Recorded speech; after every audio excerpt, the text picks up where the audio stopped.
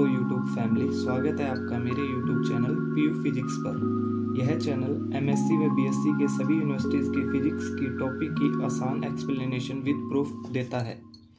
तो दोस्तों, जहाँ पे बीटा या गामा फंक्शन का जिक्र होता है तो वहीं पे एक टॉपिक आता है relation between beta and gamma. तो एग्ज़ाम में जहाँ पे बीटा फंक्शन पूछा जाता है तो उसके साथ के साथ ये क्वेश्चन भी आपको बहुत बार देखने को मिलेगा। तो चलो इसको आप आज डिटेल में पढ़ते हैं। Relation between beta and gamma function. We know that gamma is a single variable function and beta is two variable function. gamma जो होता है उसके अंदर सिंगल वेरिएबल होता है, जैसे m हो गया, गामा n हो गया, गामा r हो गया। उसी प्रकार जो अपना बीटा फंक्शन होता है उसमें टू वेरिएबल्स फंक्शन होते हैं, जैसे beta M N, beta P Q. तो इसके अंदर इन मैथमेटिकल फंक्शन के अंदर जो रिलेशन रहता है अपना इनका बीटा और गामा का, वो इस प्रकार लिखा जाता है। Beta M N is equal to gamma M into gamma N upon gamma M plus N.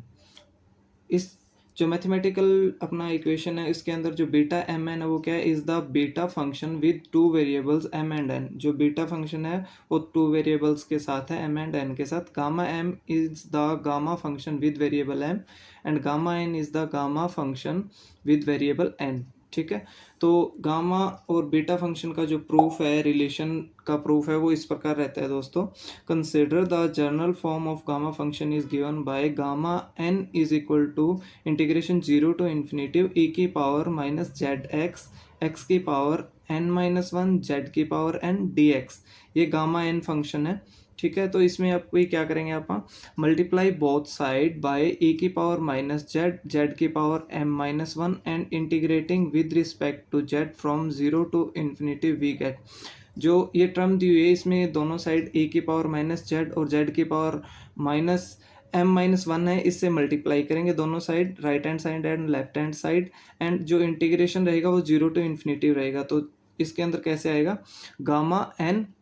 Zero to infinitive integration E की पावर माइनस जेड, जेड की power M minus one D Z is equal to zero to infinitive double integration हो गया, क्योंकि एक बार तो integration इसके साथ दिया हुआ है टर्म के और एक बार हमें करना है integration with respect to z. तो ई की power minus z x, x की power n minus one, z की पावर एन, ई की power minus Z, z m minus one D Z D x. जो ये टर्म दी हुई है हमें ए की power minus Z, z m minus one, इसके साथ हमने इस टर्म को मल्टीप्लाई कर दिया। तो अभी हमारे पास जो टर्म आएगी वो नई टर्म आएगी, gamma n integration zero to infinity e की power minus Z, z m minus one D z, left hand side as it is रहेगा, equal to zero to infinity integration zero to infinity, दो बार integration करेंगे, और e की power minus z x plus one, क्योंकि यहाँ पे e की पावर एक बार माइनस जेड है और एक बार e की पावर माइनस जेड एक्स है, तो माइनस जेड कॉमन आ गया दोनों की पावर से, तो x प्लस वन रह गया, और x की power n minus one as it is, और z की पावर है वो एक बार तो z की पावर n है और एक बार z की पावर m माइनस वन है, तो दोनों को ऐड करेंगे तो z की power m plus n minus one D Z D X. Put Z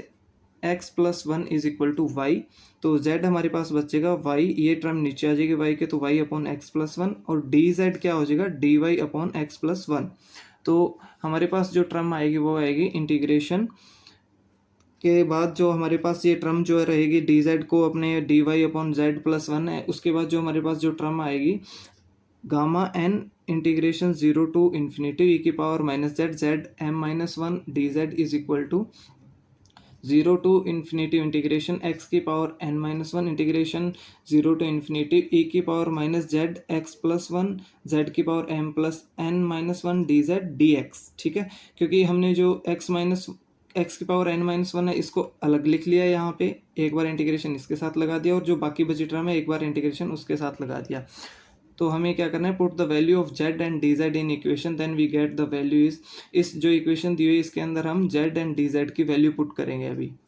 तो जेड एंड डी जेड की वैल्यू पुट करने के बाद जो हमारे पास इक्वेशन आएगी वो आएगी gamma N zero integration zero to infinity e की पावर माइनस जेड, जेड की power M minus one D z, left hand side as it is, equal to right hand side में जब वैल्यू पुट करेंगे z and D Z की, तो क्या रहेगा दोस्तों, integration zero to infinity n की पावर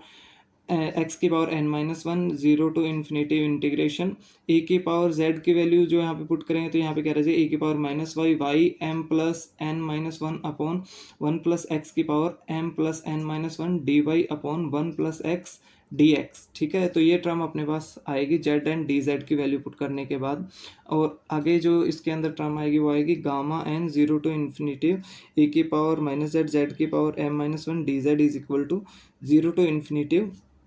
अब x की पावर n माइनस वन। अब ये जो टर्म दी हुई है, ये टर्म एक बार जो इसमें से वन प्लस एक्स है, ये एक इससे सॉल्व आउट करने के बाद जो हमारे पास टर्म बचेगी, इसमें से वन प्लस एक्स और वन प्लस एक्स एक बार इसकी पावर माइनस वन और यहाँ पे प्लस वन है, तो यहाँ पे बचेगा वन प्लस एक्स की पावर m प्लस n। तो ये इसके नीचे लिख देंगे, और यहाँ पर जो टर्म बचेगी हमारे पास वो बचेगी zero to integration zero to infinity e की पावर माइनस वाई वाई की power m plus n D Y D x.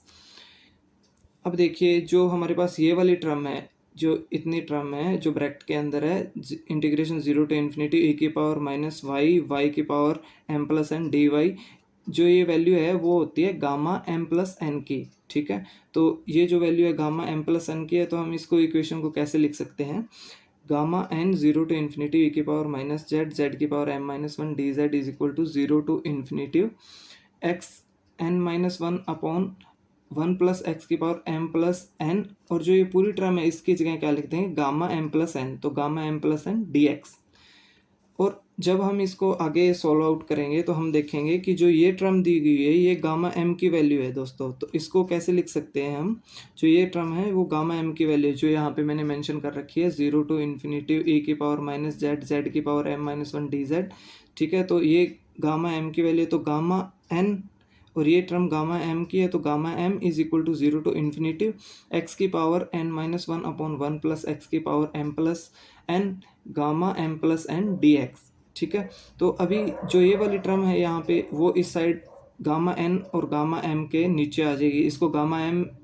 n भी लिख सकते हैं और गामा n और गामा m भी लिखो, कोई दिक्कत नहीं है, ठीक है। तो ये वाली टर्म है जो इसके नीचे आएगी, तो हमारे पास जो न्यू इक्वेशन आएगी वो क्या आएगी, gamma n gamma m upon gamma m plus n is equal to zero to infinity integration x की power n minus one upon one plus x की power m plus N D x. तो हम देखेंगे कि जैसे हमने beta function की एक प्रॉपर्टी सॉल्व की थी, तीसरे नंबर की प्रॉपर्टी जो थी, थर्ड नंबर प्रॉपर्टी, तो उसके अंदर जो ये फंक्शन था बीटा एम एन का, ठीक है। तो हम इसको क्या लिख सकते हैं, बीटा एम एन लिख सकते हैं इस इक्वेशन को। तो हम यहाँ पे क्या लिखेंगे, zero to infinity integration zero to infinity x की power n minus one upon one plus x की power m plus N D x is equal to beta M n. तो इसको हमने बीटा एम एन लिख दिया, तो यहाँ पे बीटा एम एन पुट करेंगे। तो जब हम बीटा एम एन पुट करेंगे दोस्तों पूरी टर्म की जगह यहाँ पे, तो हमारे पास जो रिलेशन आएगा गामा और बीटा फंक्शन का वो रहेगा gamma n gamma m upon gamma M plus n is equal to beta M n. तो ये हमारे पास जो बीटा और गामा फंक्शन का वो रिलेशन इस प्रकार प्रूव होता है। तो इस टॉपिक के अंदर अगर आपको कोई भी डाउट लगा है, कोई भी आपका क्वेश्चन है, तो मेरे कमेंट सेक्शन के अंदर आप मेंशन कर सकते हैं। और आने वाली वीडियो के लिए मेरे चैनल को लाइक करें एंड सब्सक्राइब करें। Thank you.